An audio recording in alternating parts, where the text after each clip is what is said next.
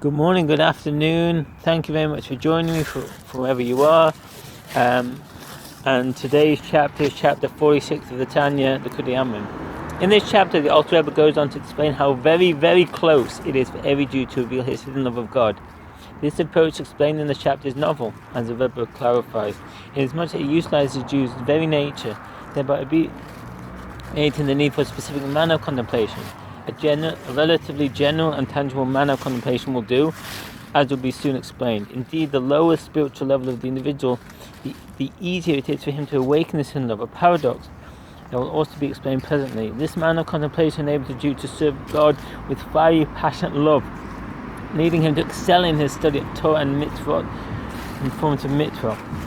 It also enables him or her to overcome all obstacles, whether from within or from without, that seek to hinder his service of God. Let man think along these lines. It is the nature of a human being that when he feels a strong emanation of love from his fellow, he will respond in kind, and if the manifestation of love is showered by an exalted personage upon a very lowly individual, the responsive chord of a lowly person's love will be all the more vibrant. In a like manner, infinitely more so, just apply when a human being is developed by God's boundless love for him. Such is the case of the Jewish people. God showered his boundless love for his people by choosing them from all created beings from the highest level to the lowest. This love manifested itself by his taking them out of Egypt and bestowing the Torah and the mitzvah upon them alone. So too does God show this love to every individual Jew at all times in all places. His boundless love surely awaken within a Jew the ardent and mystical love for God. Moreover, just as God, because of his love for the Jewish people, overcame all obstacles which stood in the way of creating this world, so too should each Jew strive to overcome all obstacles that hinder his service of God.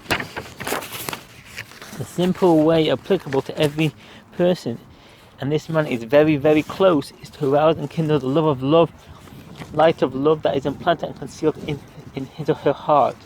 This love is already found in the heart of every Jew in a concealed state.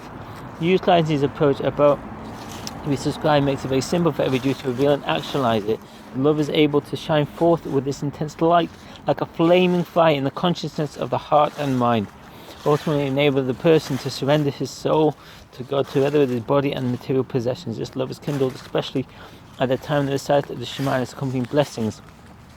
The love is revealed by the technique in the verse in Proverbs 27:19, as water mirrors the face to the face, so does the heart of man to man.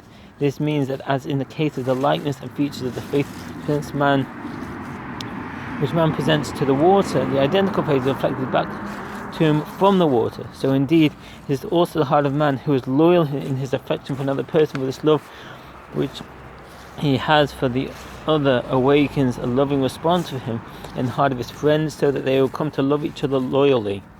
An example of this love in the case of a great and mighty king who rules over many lands displays great and intense love for a commoner who is despised and lowly among men.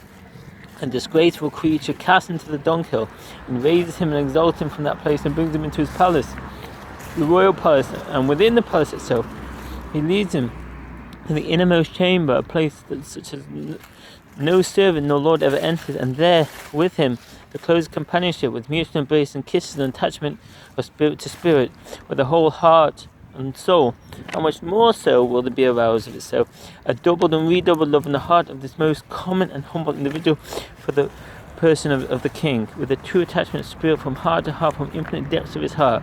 Alter Rebbe goes on to explain that all of these as mentioned in the parable of the king are infinitely more applicable with regard to the object of the parable, the relationship of God with each and every Jew. For God, King of Kings, showed his unending love of the Jewish people by taking them out of the nethermost level in Egypt and exalting them to the highest levels by giving them the Torah.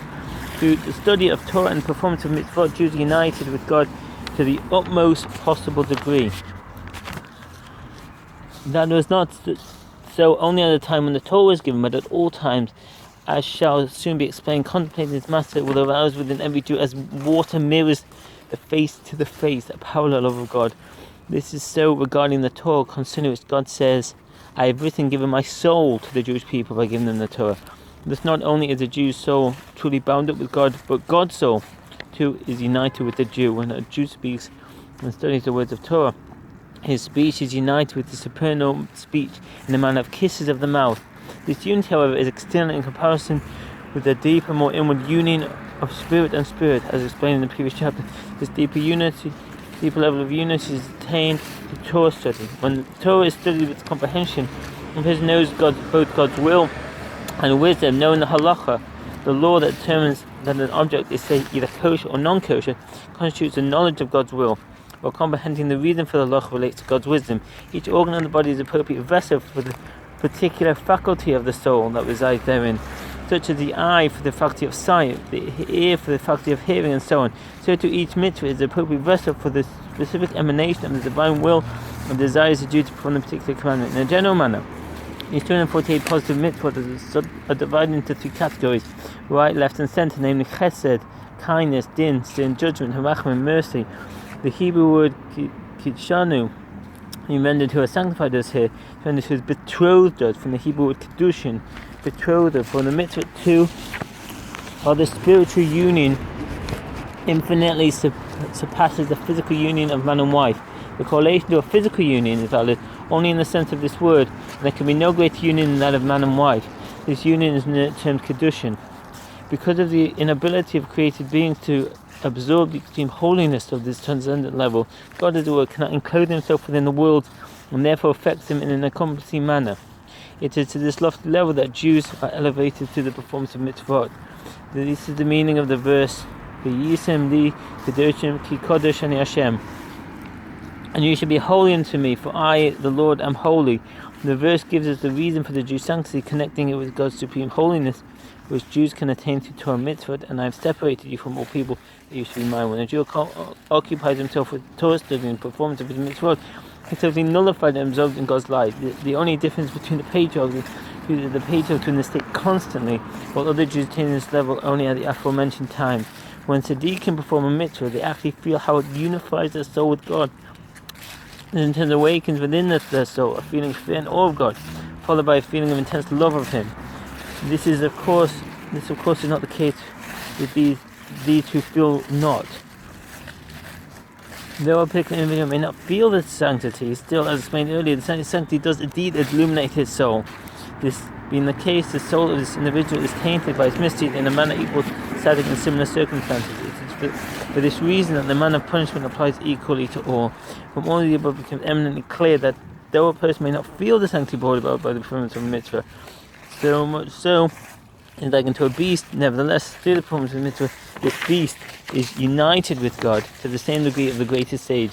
Indeed, it is the implication of the verse, I was a beast before you, yet I am constantly with you. The ultimate now goes on to say that there is a definite reason why similarity to a beast is described in the plural. I was as behemoth, literally beast before you. This tells us when the mitzvah on the level of a beast would need the comprehension of feeling. It's the spiritual level, which intense comprehension and feeling. Level 2, being termed beast, since it is not in the realm of comprehension, rather it is transcending it. And thus there are 2 levels of beast. That which is low in the realm of comprehension, that which is above it, by the same word, since the 2 are connected. We thus see that even when we perform the mitzvah on the level of a fool or beast, neither comprehension nor sense of the unity and holiness achieved and draw down accent, even such a person too attains a union with the level of beast and sense, even the most lofty level, the da'at of Atzilut. I hope this makes sense. If you have any questions, please feel free to be in contact with me and feel free to subscribe. Wish you a very good day. All the best. Bye.